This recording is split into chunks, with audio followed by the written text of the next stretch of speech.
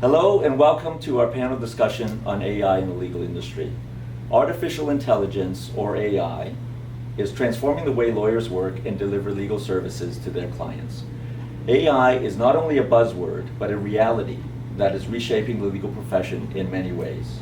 From contract review and drafting, to legal research and analytics, to predicting outcomes and recommending decisions, AI is providing lawyers with faster, cheaper, and more accurate solutions. But AI also raises ethical, regulatory, and social challenges that lawyers need to be aware of and address. What are the benefits and risks of using AI in legal work? How can lawyers ensure that AI is used in a responsible and ethical manner? These are some of the questions we will explore today with our distinguished panelists who are experts in the field of AI and law. And in case you were wondering, yes, that introductory paragraph was written entirely by an AI chatbot. In contrast, our expert panelists are very human, and with us today are Professor Abdi Aidid, co-author of the book The Legal Singularity: How Artificial Intelligence Can Make Law Radically Better. Professor Aidid is currently an assistant professor at the Faculty of Law at the University of Toronto and a faculty affiliate of the Center for Ethics and the Ethics of AI Lab. Professor Aidid has practical experience as a litigator and arbitrator at Covington and Burling LLP in New York City, and as the VP of Legal Research at Blue Jay, where he oversaw the development of machine learning-enabled legal research tools. Welcome, Professor Aidid. Thank you. Also with us is Jennifer Bells, Senior Product Manager at LexisNexis. Jennifer is a licensed U.S. attorney and an experienced product manager who has brought many innovations to the legal market. She has an expert understanding of legal research and research products, having worked in the legal technology space for her entire career. She is currently Senior Product Manager for Advanced Search Capabilities and Search Strategy on the Lexis Plus platform. Thank you, Jennifer. Thank you. We also have with us the Honorable Justice Joseph F. Kenkel of the Ontario Court of Justice. Justice Kenkel was appointed Technology Advisor to the Chief Justice in 2021. He is working on several projects for Ontario's courts' digital transformation. He has been a member of the Chief Justice's IT Committee, which oversees technology issues for all three courts in the province, since 2000. As a lawyer, he was the defense representative to the Integrated Justice Technology Project in the late 1990s. Welcome, Justice Kenkel. Good afternoon. And finally, we have Angela Swan, counsel at Aaron Burles LLP and adjunct professor at Osgoode Hall Law School. With over 50 years in the legal profession, Angela Swan has expertly filled a number of roles from professor to esteemed counsel. An award-winning author, educator, and frequently cited scholar, she is one of the most distinguished experts in Canadian contract law. For her long-standing contribution to the legal profession, she was appointed Officer of the Order of Canada in 2021. Thank you, Angela, and welcome. Thank you. Thank you, Eric. So let's get right into the discussion, and let's start with the current state of AI in law, particularly in Canada. Angela, what AI-based tools are you aware of that are already in use in legal practice, and what do you think of those tools? I'm a bit of a dinosaur. I'm not, I don't use any AI tools myself. I see them, for example, in Canley. I just point out, for example, that some firms I know are already prohibiting people in the firm from using certainly ChatGPT in their work. My concern, and by the way, I also should say that I rely on my grandchildren to keep me up to date on how computers work. I've got a 13-year-old grandson who knows far more about computers than I do. My problem is that I think that we are facing a crisis. I'm not sure that AI is the solution to it. The crisis is the deluge of cases that we're flooded with. And so the problem that I see it goes back to Robert Plessy's book, Zen and the Automotive Cycle Maintenance, which I've referred to a number of times in various places. is to distinguish the good from the not so good, or the good from the bad, or the good from the terrible. And so I worry that the criteria for AI are not going to be helpful in that endeavor. I'll give you one example. Cambly, for example, has a most curious feature in which they say, with respect to any case, most recent critical comment or adverse comment. They put in there, for example, things like distinguished. That's an adverse comment, it's just a comment. In any case, Cambly also had one of my favorite cases, because I had something to do with it, a scene in Ringu. They had an unfavorable comment which came from the second-year law students at McGill, her paper in a course. That's not useful to any lawyer to know that a second-year law student didn't much like the case. And so I worry about the ability of AI to discriminate. I worry about, for example, how AI, the algorithms they use, can tell a good case from a bad case. For me, when I read a case, it matters to me who the judge is. Some judges I treat with great respect, others not so much. And so I really worry about AI in that context. In my own case, I worry, talk about it particularly in my textbook, but how do we can impose some order on the cases that we're flooded with? How can we find the good cases from the bad cases? In that respect, I think that, maybe I'm wishful thinking, I think that it becomes even more important for us to have things like texts around which job of the text, one of the things, is to distinguish the good from the bad. And pull out the case, this is a good case, it should be followed, this is a bad case, it should not be followed. So that's where I come from. I worry about, for example, the fact that we don't pay much attention to the fact that a case is reported or not reported. The old days, when we had ORs and DRs and so on, other specialist reporters, there was some editorial judgment in what case was reported. And Barry Reiter and I, for a short time, were editors of the real property reports. We would say to ourselves, this case we report only to put an annotation to say how dangerous it is, how good it is. We do our best to distinguish and point out to readers of cases, these are good cases and these are bad cases. So my problem, I guess, comes down to, I don't understand, I don't know how the algorithms underlying AI work. What do they treat as significant? Sorry, I'm a spoiler sport, but I do worry about AI very much. No, I think, Angela, that is an opinion that's probably shared by many in the audience. Jennifer, can I get your perspective, an overview of the AI tools that you see already in practice and what your perspective is on that? Sure. So AI, where is it now? At LexisNexis, we've been using AI for many years. AI technologies, including natural language processing, machine learning, deep learning. A great example of that for Lexis Plus Canada is Lexis Answers, which uses both natural language processing and machine learning to understand a question and then deliver an answer. In addition to the answer that's delivered, we also deliver a full results list. So many of the ways in which we use AI supplement or enhance traditional legal research. And Lexis Answers is an example of extractive AI. And extractive AI extracts relevant data points from the data it is trained on. That data is not generated, so that's different than generative AI. The data already exists. And so that same AI technology is used in products such as brief analysis and fact and issue finder and many other LexisNexis products. So all of these are examples of successful, trusted features that legal researchers use every day and are currently relying upon. They tend to make research more efficient and help ensure completeness. And then LexisNexis recently announced a new generative AI product called Lexis Plus AI, and it lets researchers ask legal questions in a more conversational way. And the scope of that will include search, summarization, and drafting, and that is expected to release in the late summer 2023.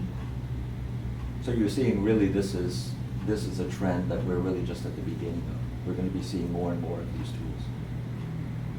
In the generative space, for sure, yes, but in the extractive space and with all of the other AI technologies, we've been relying upon them for years now.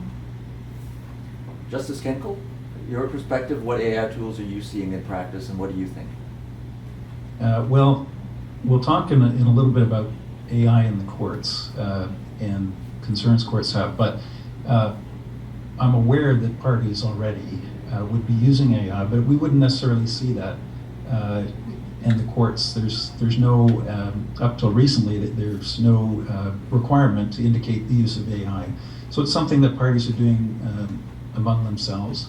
And it's also a lot of softwares hopefully prevent the necessity for a trial. People using BlueJ, which Abby has been involved in, another software to analyze cases and perhaps particularly with review to making rational decisions regarding settlement. So there's a huge potential for AI. It's definitely something we're going to be seeing a lot of.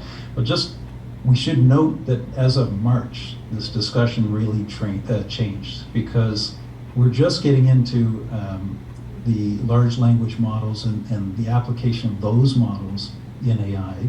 And ChatGPT, which we've all used by now, we all discovered it sort of sometime in late 2022. It's been replaced in March by GPT-4. And ChatGPT had 175 billion parameters. That's links between all of its vast data. GPT-4 has 100 trillion parameters. So in the United States, you see Harvey AI, Lex Machina, which is, I believe, a US Lexis product, but we're on the verge of legal software companies taking their focus products and overlaying them on this GPT-4. And I think Abby probably explained it better, but I think this will take AI to another level for everyone, including in our business. Yeah. Abby, over to you. Yeah, thanks. Just launching off what Justice Kenkel said, you really did have, it's hard for me to overstate how dramatic the change is now that GPT has permeated the public consciousness in a lot of ways. Because prior to that, you had tools trying to solve discrete problems. So for example, the various AI tools that my colleague Alexis described, things that we built at BlueJ, it was tools like using predictive analytics for tax law, or trying to encourage legal prediction in employment law, or using natural language processing to review contracts and take the first crack at due diligence and that kind of thing. But you never had the kind of broad cross-sectional application and potential of a tool like GPT or large language models. Why? Because the previous tools I was describing were really about professional augmentation, right? Trying to equip you to do something that you were already going to do a little bit better, more effectively, perhaps more cheaply, perhaps more accurately. Tools like GPT are generating. That is, they are purporting to sort of start from the ground up and perhaps even allow you to do things you otherwise would not have done and have greater reach. And now what you're seeing, because of the increased sophistication of the legal tech landscape, and also because of honestly, the curiosity of both people in the legal community and folks in the, let's call them investors and venture capital community, you're starting to see the marriage of those legacy legal technology companies, which have existed and have been trying to work their way around things like machine learning and natural language processing. And they're now taking all that learning, taking the last decade of experiments with computational law, and using this really sophisticated, well-developed infrastructure of tools like GPT and layering on top of that. So what you start to see is things like, resting on the generative capacity of a tool like GPT, but limiting the information that it can pull from to case law, right? Which helps to solve the problem and create some parameters around our concerns of a tool like GPT pulling from the deep, dark depths of the internet. So that's really what you're starting to see. And again, it's really important to remember this. For the most part, you're seeing the tools being used to improve what professionals do. You're still not seeing the broad, let's call it retail application of these tools where folks are developing technology directly for litigants or directly for individuals who are trying to resolve and go at their legal issues alone. For the most part, right now, the market is oriented towards developing tools for lawyers. Part of that is because of the regulatory landscape. Part of that is because of the nature of professional licensure and the legal profession being unique in that way. But for the most part, the tools are being developed for professionals to use as interlocutors and intermediaries. And I will say this one thing, which is it kind of depends on where you want to start the AI story, right? Because if you think of AI as machines performing tasks that would be considered intelligent if humans did it, then you could say that, you know, from the dawn of spell check, we've been using tools like AI. So the question is, when does it sort of cross the Rubicon and cross the threshold into being concerning, where we have to get around the table and start to prescribe rules around its use? I believe we're in that, certainly in that phase today, but there are sort of low-level applications that probably shouldn't concern us, and then there's the big ones which say purport to replace human judgment that we should be having a robust conversation around. And do you think we are closer to that watershed mark of having the conversation about replacing human judgment? Is that where generative AI really is changing things? It's accelerating that? I think it kind of depends on what view you take of what a lawyer is here to do, right? So think about why, this is for what looks like thousands of people in the audience. Why did you go to law school or pursue a career in the law, right? You probably didn't do it to spend endless hours in the case law universe trying to find the exact case, or to be performing diligence on documents that are growing in volume by the year. You dreamed of having your courtroom rhetorical flourish, or convincing people like Justice Kenkel of the virtues of one approach over another. You dreamed of problem solving. You wanted to provide strategic advice to your clients. And so the question is, what are we actually ceding to AI? And for the most part, it's the kind of things that we might describe as drudge work we'd rather not do, right? And so what's the appropriate division of labor between technology and the lawyer? And if a lot of the concern right now around technology replacing lawyers kind of takes a narrow view of what lawyers are here to do. Sure, an AI tool might be able to help you identify and eliminate certain cases from the applicable universe, but it's not going to do the thing like take the 360 view of your client's case so that you can provide them with strategy. It's not going to do the work of establishing the human connection with your client so that you can help walk them through what might be the most difficult situation of their lives. It's not going to do the work of take into account your client's business case or proceeding with a case or another. It's not going to necessarily tell you about what kinds of arguments are more likely to convince a judge that you might have appeared before in the past, right?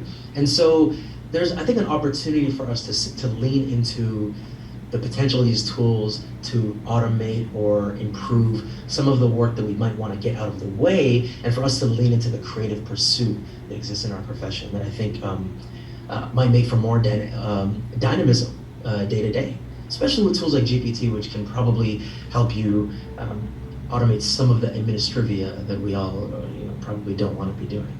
Well, I want to pick up on something that you talked about, which is who's using AI, and you said right now it's primarily lawyers and law firms using it. Justice Kenkel, let's start with you on this one. From the view of the courts, are the courts currently using AI?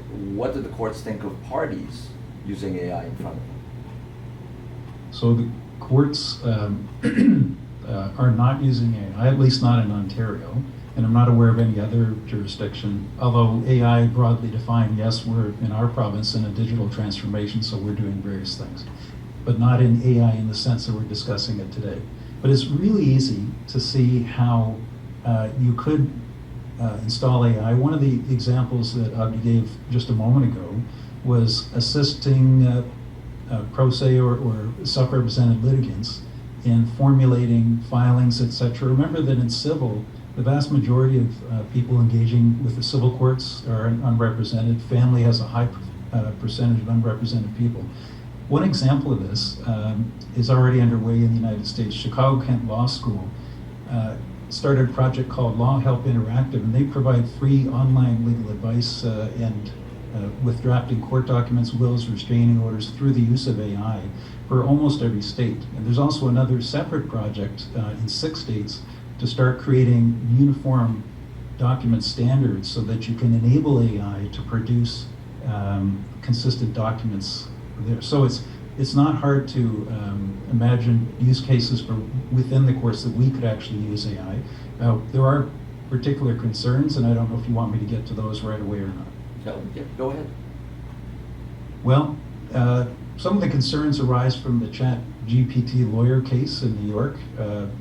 It's not plain to me that's well named, because it's not plain to me that the issue was ChatGPT, but we can talk about that if you wish. But arising out of that case and the notion of large language model research being used before the courts, there's a couple of concerns. One is accuracy, and to that end, you saw Friday, the Manitoba Court of King's Bench on June 23rd, Friday, issued a direction, a practice direction. It's the first in Canada, but I believe it's also the first in North America. And it directs for the entire court that when AI has been used in the preparation of materials that are filed by the court, the materials must indicate how AI was used. Now, note that the direction doesn't define what AI is. Does that include quick law? We don't know. And it doesn't state how you would explain how AI is used. Does that mean you have to underline every segment where AI influenced that part? Or do you have to have a general statement that, yes, we used AI, or is it something in between those things? In the United States, there have been 2 federal districts where individual judges have issued different types of orders about certification of filings, that they were created with AI but reviewed by a human in all aspects. So that's one response. We could talk about whether courts should be in the business of setting out rules that may appear to be common sense or at best rules of professional conduct. There's a whole other piece about judicial analytics, and particularly software, and I believe that Jennifer mentioned some of this judicial analytics where you can sort by the judge or by your opposing parties and gain intelligence from supposed intelligence on how a judge will decide certain things or the other parties. Now, this is not new to us, because quick law, when it was invented in the 1970s, by the early 1980s, you could sort by judge. You could find out in a search what a particular judge had ruled on particular issues. But in France, they take a very strong view against judicial analytics, and they have put in a law that says that you cannot research case law by sorting by judge or by judge's clerk, which maybe would be a proxy for a judge in certain jurisdictions. And to emphasize the point, they've created a criminal offense that if you do this, you're liable to a penalty up to 5 years imprisonment. So they feel very strongly about it. It's not plain to me, and I should emphasize, I'm just speaking on my personal behalf and not as in my position with the court. But it's not plain to me that this is problematic, because I think parties can be doing this under our existing software. But it's an interesting discussion, and it just shows you the areas that courts are thinking about.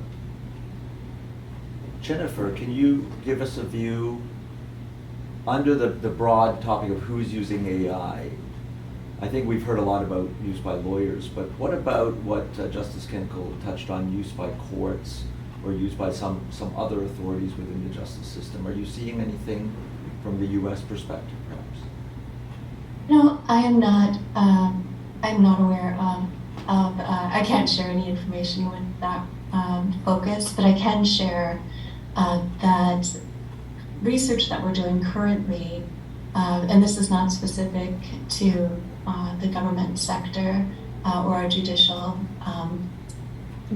system, but this is just with regard to legal researchers generally. We've conducted a study of 4,000 individuals, asking them if they're currently using AI, generative AI, and more than 50% said that they either are or want to be using it in the near future. And so just with regard to who is using it, I think there's just a huge interest in among legal researchers to be using generative AI. But I'm not current on what is happening within the legal system in terms of different courts either allowing or not allowing the use of ChatGPT for one.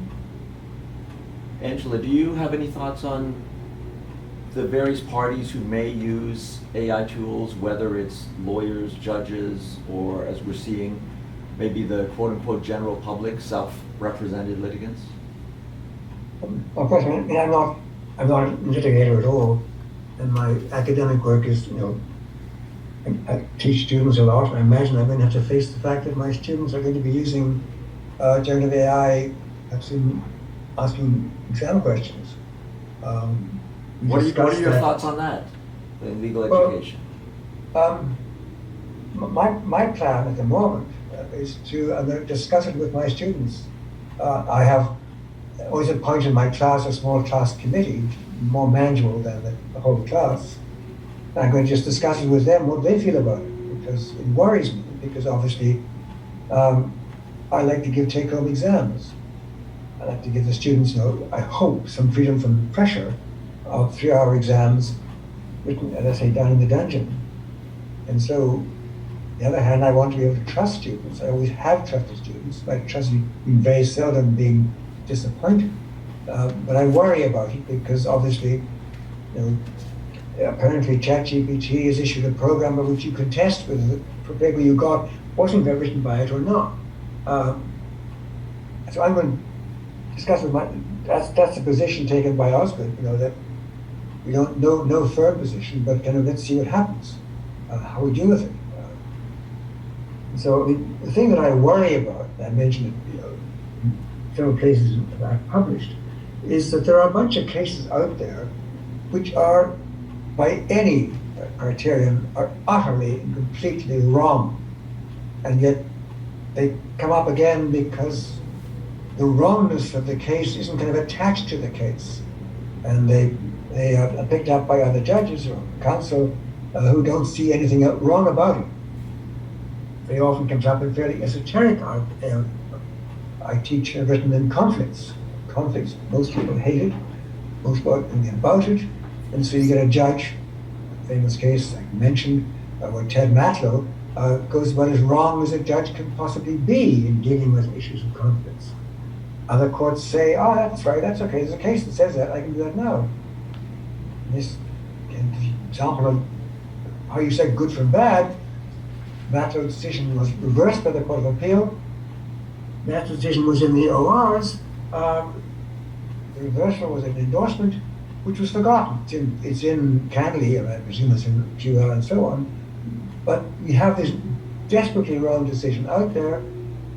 You shall find it with the right words in, you find it, and we'll pick up the fact that it is as bad as it really is. The Court of Appeal gets messed up, for example. The Court of Appeal's decisions on pre-incorporation contracts, for example, are desperately bad. And what do I do about it? I publish things saying, you guys are nuts. I Well, say quite that way, but I haven't. What are the guardrails sort of in place right now in sort of the analog world?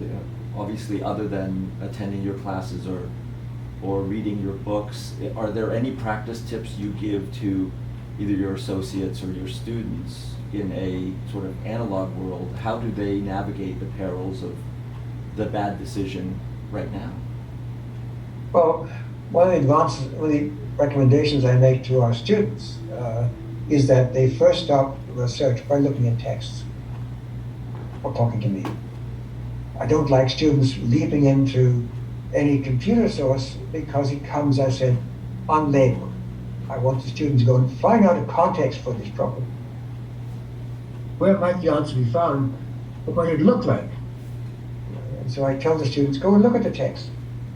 Little library, not bad on texts. And so don't go to the cases first, but go to secondary sources first. And when you find there the secondary source, then go exploring from there. That gives you a basis for developing some criteria what a case could look like. The other thing is this, and it's a problem I have in teaching my students. A solicitor doesn't look at a case as an authority. Looks at a case as an example of a problem and a solution to it. That solution is either good or bad.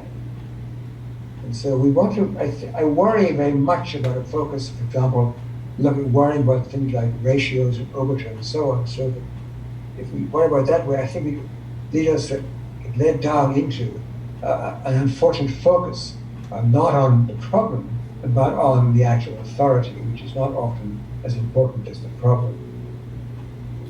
Okay, I think that's a great transition over to you, Abdi, because I think, judging by the title of your book, the legal singularity, the idea of one of the transformative effects of AI is making the law more knowable and certain. Can you speak to that and maybe address Angela's concern about the AI not labeling the poor decisions in the judicial history? Sure, yeah. If you'll permit me, I'd like to zoom out for a second, because we've been talking a little bit about a tool like GPT and some of its errors and some of its pitfalls. And if the audience takes nothing away from this session, I hope they take this away. ChatGPT and any large language model is not principally a research tool. It is at best a probabilistic determination of the next likely word, right? It is using syntactical structures, pattern and language to generate speech. And so when you ask it a question and it gives you information, that might have the form of being perfectly correct. For instance, if you ask it, give me the leading article in trade policy from a top 10 economics journal by a Nobel laureate. It'll give you a name of a professor you'll know. It'll give you the name of a journal you'll know, and it might completely invent the article citation. That's an example of what, believe it or not, is called a hallucination in a tool like GPT, which is scary, but somewhat of a technical term. The idea here, though, if you went and you relied on that for client advice, or you went and you supplied cases that a tool like GPT went and you submitted that before a judge, and find out, like the lawyer in New York did, the cases were actually invented, quote unquote, by the technology, then there's a basic question you have to answer for yourself, which is, was I duped by technology or did I misapprehend the technology? And that's a classic example of a misapprehension. The best way to think about a tool like GPT, and actually any of the generative AI tools, is like the very eager intern or associate that you have, which is, they speak the language, they have the exuberance and the enthusiasm, and they really want to do well. They're just missing some of the knowledge. And then the question here is, what relationship do you have to supervise that associate, supervise that intern, or supervise the technology? And I think that's the fruitful conversation to have, which is, what is our new contract, our new division of labor as between the technology and the person? So a really interesting example is, I bought something on Amazon today, and there's a one-click option on Amazon, right? It's one click. There's a one click to buy. And the reason we have one click to buy is because we've decided that 3 clicks are too many, right? Our relationship to technology is a completely and utterly extractive one, where we just need it to do the thing we ask for it to do instantly. Well, the tools like GPT actually demand from you, and all of these legal technologies that use AI demand from you a bit more of what you might call a dialogical approach. Like there's a back and forth necessary. You ask it a question, it provides you with an answer. You maybe are unsatisfied with the answer, or unsatisfied with the way it goes, and you revise it, or you provide another prompt, and you have this iterative process that elicits the kind of results that you think of as providing you with enough source material for you to go and do your work thereafter. That's not that different from having to redirect the associate or the intern, right? And so part of our concerns are, I think, alleviated by us approaching this with the right kind of professional relationship to the technology. So that's one thing I want to say. With respect to the incorrectness of technology and the ongoing, I think, conversation there is around obvious errors that the technology makes, that is, I almost want to say, that's inevitable, right? And this is the vaguely inspiring note that I want to share with everyone. That's the reason that we have to remain diligent, vigilant, and in the loop as lawyers and legal professionals, because technology is trying to raise the floor, right? It's giving us a improved starting position, but it's not meant here. It's not meant for you to completely cede your authority to it. There's ongoing conversation right now about what the duties of lawyers are with respect to technology. But there's still the competence requirement that you see in the model rules of every jurisdiction. And if what you're doing is just passing along information that you receive from a tool like GPT, now recognizing it's a professional augmentation tool, and just passing along that information, then don't worry about whether or not you're contravening a new special bespoke rule for technology. You're probably not meeting your competence requirement, right? And so we have the tools, especially as lawyers who are trained to ask questions. We're well suited for the kind of iterative dialogue that these tools demand from us.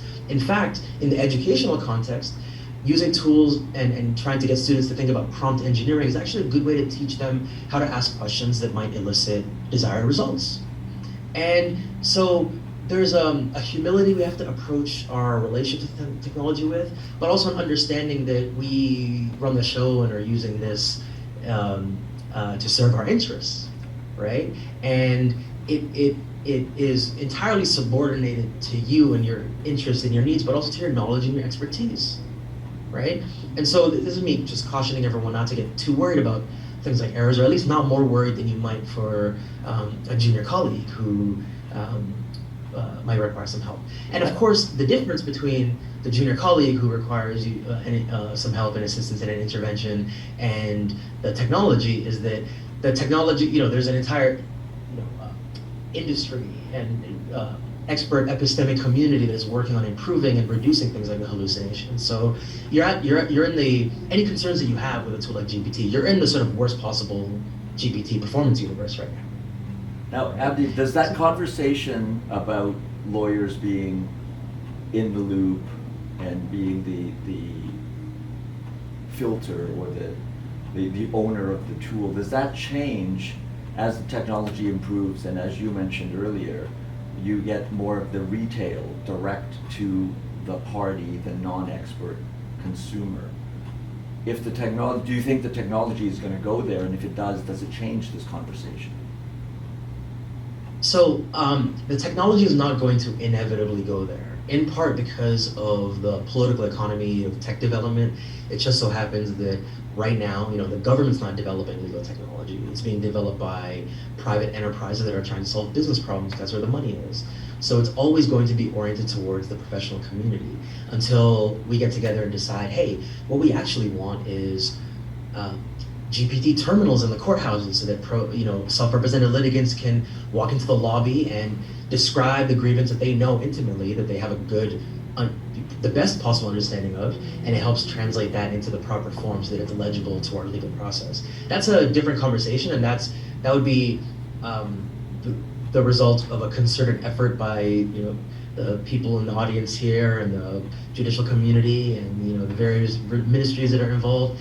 And so until we say we're going to make this social intervention, you're probably not going to see significant retail application of tools like GPT in the law. You might see people using it in the background to develop their own stuff, but that's almost untraceable, right? Now, with respect to the access to justice kind of piece, which is lurking in the background of all of this, the frame that I take this conversation, and I think about all these conversations with, is what is our view on the status quo? That should really dictate our level of concern or trust in the sort of forthcoming set of tools. Is how okay are we with how things are going right now, right? And if it is the case that you find that our traditional modes of legal reasoning are satisfactory in providing the kind of certainty that we maybe desire, or maybe uncertainty is desirable, if you think that our traditional analog form of client representation does the trick, then of course the tools like GPT and the various predictive legal tools like the stuff we build at BlueJ or at Lexis is going to be not just frightening, but probably unnecessary if you're confident. But if you take the view that most people's legal needs are not being met, many people in our system are going at it alone, or maybe they don't have to, then you might see tremendous opportunity with these kind of tools. If you're someone in the professional community and you say, computing power can do some things that I can't do. Because if someone walks into my office and they say, hey, I have this legal problem, I over the course of a few days, at best, can read X amount of cases, but technology can start and can read all the cases and surface for me the most relevant ones based on some agreed upon principles, then you might say, I can use this to take on more cases. I can use this to economize, to reduce fees, to not just write off research costs and actually be able to pass something sensible on to the client.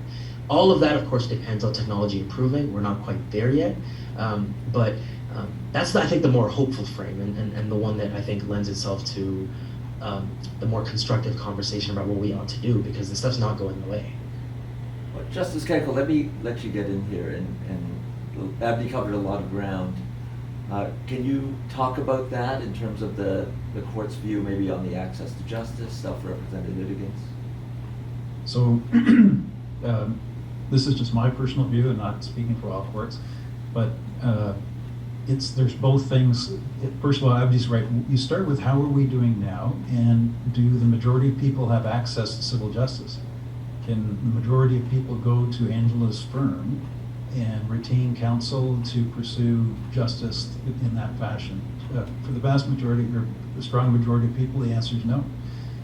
And so courts could do a better job, and we know that. On the other hand, what happens if you really implement AI and you activate all of these folks, which really we should be doing? Wired wrote about that, and they said robot lawyers are about to flood the courts. And this goes back to one of Angela's points, is we're not doing super well with our current system, even with the small group of people we have. What happens if we add another 100,000 civil claimants into the mix?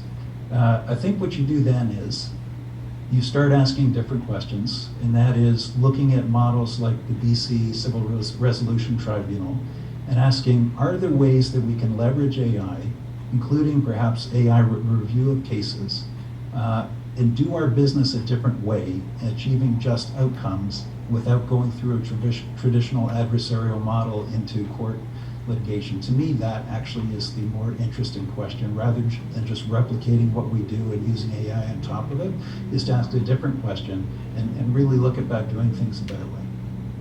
So tell us a little bit more about that. How is AI being used in that particular case? So it's not particularly AI driven. The Civil Resolution Tribunal started as a condo, or what they call strata dispute resolution tribunal. It moved into civil matters up to a certain amount. So I think it's 50,000. It used to be higher, and that got knocked back down. There's other things it does, but it's more of a mediation model where lawyers are involved in getting parties towards something that involves mediation, and then eventually towards arbitration if necessary. It's user feedback shows that it's not only effective, but actually people appreciate the process better. It's not hard to imagine AI being used as a part of that process to start suggesting discussion points, etc. So now you don't need a lawyer at every single stage. Maybe you have a lawyer once you've had initial feedback from an AI of things the party should be think about. So it's not hard for me to imagine how AI would be a part of those types of processes. And really, that might be more interesting than what we're really focused on now, which is the adversarial model of the courts. So I do think there's a huge potential for AI, particularly in these other means of resolving disputes in civil. But this is not the robot judges yet. This is not handing over to the decision maker. The robot judge article in Wired, which goes back a couple of years, was about Estonia. Estonia is creating robot judges. But what they're actually doing, they have a huge web page now in Estonia saying, we did not create robot judges. What they were actually doing was starting a software in Estonia. It's a very tech country. And what they were trying to do is get a screening software in civil cases along the lines that I just described, where you would be, when you file pleadings, etc., you would counter a software that would start having a discussion and analyzing your case, etc. That's where they're starting. It's very early days, but they may be leading in that area, but there's no robot judges yet. Jennifer, I want to bring it back to you, maybe bring the conversation back down to earth a little bit. I think both Abdi and Justice Kenkel have mentioned the idea of access to justice, more efficient legal practice, eliminating some of the routine tasks. As someone who is on this panel probably closest to that conversation, can you bring us back to earth a little bit and talk about some of the concrete things you're seeing already happening to improve a lawyer's day-to-day life in those respects? Yeah, and before that, I just want to go back and touch on something that has been mentioned a couple of times that I think is really important, and that those who are listening really should be aware of, especially given the situation in New York where we ended up with attorneys being sanctioned for their use of ChatGPT. One of the things that stood out to me about that case was that the individuals said, basically, we just had no idea that this technology wouldn't be telling us the truth, something that we could rely upon. And I think it's really important as individuals start to explore this technology that they understand the risks of the technology. So there is that risk of hallucination. There are other important questions that individuals need to ask, such as, what is the content scope that is being searched? Is it current? How deep is it? Where is it coming from? Is it trusted content? Those are all extremely important questions that individuals need to ask. They also need to think about privacy. When they're sharing their data, they definitely need to ask the question, is the information that I'm sharing going to remain private? Is this a secure environment? So I think those are all really important things I just wanted to touch on. And as powerful as the technology is, just right out of the box, we know at Lexis, we need accuracy. And so our approach is different. We use the large language model, but we pair it with our search engine so that we're supplying citations that researchers can use to validate and verify the information that they're seeing. And I think that's a really important distinction. As to the individuals that we speak with about this new technology and their hopes and dreams, they do tell us, especially for individuals who are not in very large law firms, very well-supported law firms, that they never have enough time in the day to serve all of the clients that they would like to serve, that they really strictly out of their specialized practice in individual attorneys being able to serve more people and being able to expand the scope of their practice area so that they can serve more people as well.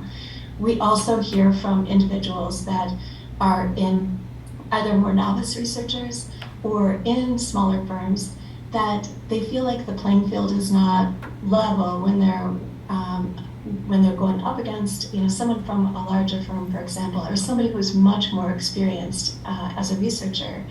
And we believe that the technology will help level the playing field as well. So there's both the efficiency benefit that attorneys are starting to communicate to us that they see, and that benefit in just being able to level the playing field, get more done with this single search. And I think, as we think about this, we think about the starting points for research right now. Often researchers are just starting with a blank page, and it can be really challenging just to get started. And with the generative AI, we look at this as an opportunity for researchers to get a better starting point, for us to accept new starting points. Maybe an individual will have a form and they just need to know, is it up to date? Help them get started much more quickly. And then as we think about traditional legal research and how it typically ends with a couple of citations that a researcher can use, a list of supporting citations and maybe some quotes from a case, we can think about going beyond that and taking the information that is retrieved through a typical search and starting to create a draft email to a client, for example, and just take some of the time out of the routine and everyday tasks that legal researchers have. That's great. Now, I do want to wrap up our last few minutes with some practical advice for those in the audience, but Angela, I do want to come back to you after hearing a couple of other perspectives on some of the legitimate concerns you raised. Any reaction to some of those perspectives? I mean, I'm very impressed by what Abdi was saying. He clears up a lot of misunderstandings that I had and leaves some worries I had. And so I think that understanding it in that context, I think, as I said, I've seen auditing students or even summer students write the most extraordinary papers because they don't know, I don't mean kindly, don't know what they're talking about.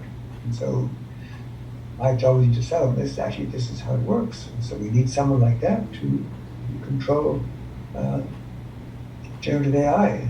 And I think the problems we have, if we think we can solve them by computers, we are probably deluding ourselves. Because I think the real problem is that people think, we've had a problem, we've had clients in our firm, who won't let a docket say research. Okay. They won't pay for two lawyers talking together. And so my job, as I said, my firm is to hold my colleagues' hands and comfort them. But they won't let, if I talk to a lawyer, the lawyer can't bill for that. Just sometimes, because they think we're wasting their time. But of course, the whole point of talking to another lawyer is to save time, because that person knows what you don't know. Great. So there's a whole misunderstanding of what legal research is about, I think. I think I want to use the last few minutes because, again, it's very clear this is an evolving area, and I know we could continue this conversation for another few hours with lots of questions coming in. But I do want to wrap up this last section really asking, because we're all lawyers, Justice Kenkel, maybe I can start with you. Is there any top-down or formal legislation, regulation, guidance on this? You mentioned something just in from Manitoba, but can you give us a 10,000-foot view if we're lawyers looking for rules? Is there any way to look right now? Well, maybe we'll get this sent out to people, but I'll just quickly go through it. But there's in Canada, there's the Digital Charter Implementation Act, and that's a number of statutes sort of put together, including AIDA, which is the Artificial Intelligence and Data Act. That's Bill C-27, if you want to follow it in its past second reading. It's gone to committee, but no hearings scheduled or held, and 7 briefs only. So that's Canada's first real AI legislation. Really, it's about trade and international commerce, and they have established a tribunal. There's already existing a directive on automated decision-making, which is internal to the government, and that's from 2019. And that focuses on a really important concept, though, and that's XAI, or explainable AI. And if I could just pause there for a second and just mention, really, what we want to see in terms of using AI is, as being good users of AI, we need to see some transparency in how AI arrived at the decision it did, and so that we can make a proper evaluation. We don't want GPT, if you ask it what its sources are, it will just tell you, I got it from my entire data set. If you ask it to explain its confidence level in the things, you don't get that. And I mention that because Angela said, well, what about cases that appear to be going against the grain? Maybe, and some lawyers be wrong. Well, the Supreme Court of Canada, about a month ago, in my field's criminal law, the Supreme Court of Canada issued a ruling on a case that appeared to be really an outlier from the Quebec Court of Appeal, and it went against decades of well-settled law, and they took the Quebec view, and now it's the law of the country. So it's very common among trial courts when you have legislative changes or new developments in the law that you have conflicting decisions. It's very common as you move up the appellate chain or even between provinces. The problem is consistency, because consistency is not the only metric of justice. You really, in the conflicting cases, often see emerging trends. So what you want the AI to do is not just give you an answer like ChatGPT, but say, here's an answer, here's my confidence level, I'm 70% confidence because there's another line of thought here. Here's the cases that talk about that and the points that they make. Now you can operate your function as a lawyer and start making decisions and analyzing that. But aside from that, Ontario has an artificial intelligence thing. The one to watch really is the EU, the AI Act, which just on June 14th, they passed the plenary vote. The next step, the EU's been working on this for years, and the next step is a negotiation on the final form of the law, whatever that means. It's a 100-page statute, but it's the first really large attempt to have a large, full-scale regulation of AI. And this is a space, given the U.S. and its current Congress, it's probably unable to act in this area. So, and the U.S. Supreme Court decisions and the federal regulation, it's probably unable to act. So this may well be the model. But as I mentioned earlier, there's also existing rules of professional conduct that lawyers take a look at and draw analogies about your responsibility for what you do. But I very much agree with Aki, just as a final point, that we really need to start thinking about how we training ourselves, both lawyers and judges, training ourselves to be good users of AI and writing the kinds of prompts, understanding how the system works and writing the kinds of prompts that is input into the system that give us good output. Abdi, great segue and transition. Over to you for some practical words of advice on using AI. Yeah, Justice Kenkel really gave you a great tour through the existing sources of law and rules around the use of AI. So I'll just narrow in on, remember your professional rules and your responsibilities as a lawyer. And actually, this is, I hope, another inspiring note to leave folks on. We actually already kind of have what we need to be good users and good stewards of this kind of technology. And there's actually a cautionary tale. Someone in the Q&A in the questions asked about drawing an analogy between this and self-driving vehicles. Okay, so we've had research since the 40s, since 1944, that shows that human beings are better doers than they are supervisors, right? And without getting to the examples of those papers, just conjure up the image of the security guard that falls asleep during the burglary, right? If we are asked to be passive and just, flag errors or issues of concern, we're actually less effective than if we are actually involved in doing the things all along. And in the world of self-driving cars, you kind of see that they didn't properly learn that lesson. So, if you hear a company that's developing autonomous vehicles say, we're 99% effective at crash avoidance, you go, wow, that's amazing. But then you think about it and you're like, if I drive to work 5 days a week, it's twice a day, hang out on weekends, take my kids to hockey practice and see friends socially, being only 99% effective at crash avoidance means I'm getting into a crash every 4 months. It means I'm not a good driver, right? And so, number one, trust yourself, you're a good doer of things. And let that be the touchstone for your relationship with the technology. Work alongside it as opposed to expect it to do things for you and try to flag the issues later when they emerge. Because you're actually not good at that. It's empirically verifiable. You're not as good at flagging things as you are at doing things. So work alongside the tech. Use it as an augmentation tool. Use it as the assistant, the eager intern, the excellent associate who wants to please you. And think about it that way. And you'll just get better results. And it's also less intimidating, truthfully, to remember sort of the hierarchy here. You at the top. Angela and then Jennifer, some closing practical advice to the audience? I'm greatly covered by what Justice Kenkel and Abdi have said, and so I will trust my grandson more to get me guided in this. But again, I think that seeing it as an adjunct as opposed to an alternative is very important. It's not an alternative, I understand it now. So I have my concerns because there's a lot of bad decisions out there, and I worry about it. I'm going to keep writing and pointing out the errors that judges make.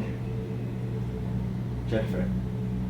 Yes, and at LexisNexis, we've developed our own internal set of AI principles to guide product development, and they include many of the things that others have touched upon, including understanding the real-world impact, preventing bias, explaining how the solution is working and how we've come to a certain answer so that researchers can take it from there, and then ensuring human oversight, which is a part of our entire product development process, both oversight and accountability, and then protecting privacy.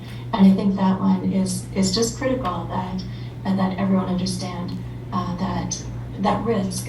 We're all working with sensitive data, and so one of the principles that we have is just using state-of-the-art encryption and privacy technology so that sensitive data is secure.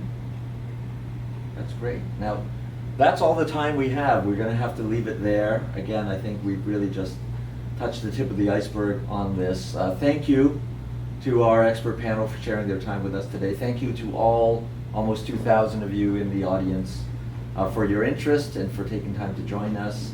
I I'm not going to commit the panel, but we will follow up with everybody by email. Maybe we'll get up to a few of those Q&A questions that we just didn't have time for today. Thank you.